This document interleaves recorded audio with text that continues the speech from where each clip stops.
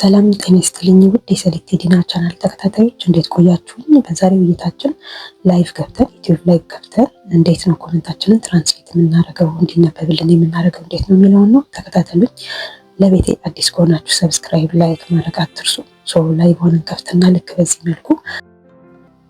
በዚህ መልኩ ማለት ነው ሰሊ የሚለው አሁን እዚህ ጋር ሀይ ተብሎ የተጻፈው ወይንም አንደራስ ተብሎ የተጻፈው ማለት ነው።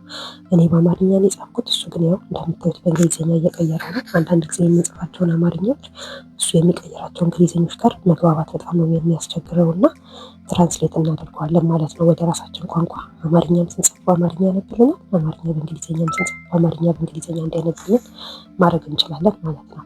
ስለዚህ በሱ መሰረት ትራንስሌት ለማድረግ ምንድን ነው የምናደርገው ማለት ነው፣ ሴቲንግ ውስጥ ገብተን ነው የምናስተካክለው ማለት ነው። አለበለዚያ ግን እኛ ስናነብላቸውም እንቸገራለን፣ ሲጽፉልንም እነሱ የሚልኩትን እኛ መረዳት ይከብደናል ማለት ነው።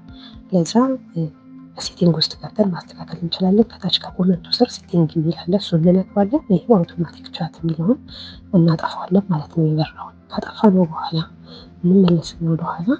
በአማርኛ ስንጽፍ አማርኛ ያመጣል። ሰላም ብዬ ስጽፈውን ሰላም ብሎ ይመጣል በአማርኛ። ይሄው እንደምታዩት በእንግሊዝኛም ደግሞ እንግሊዝኛ በአማርኛ ደህና ነሽ ብዬ ስጽፍ ደህና ነሽ ብሎ ይመጣል።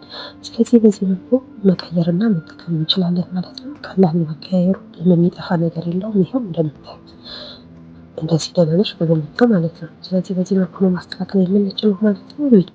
ቪዲዮ ከወደዳችሁት ሰብስክራይብ፣ ላይክ፣ ሼር ማድረግ አትርሱ። ከታች ኮሜንት አስቀምጡልኝ። ሌላ የምትጠይቁኝ ነገር ካለ ኮሜንት አስቀምጡልኝ፣ እመልስላችኋለሁ ማለት ነው። ስለምትከታተሉት ስለምታበረታቱኝ አመሰግናለሁ። ሰላም ቆዩ።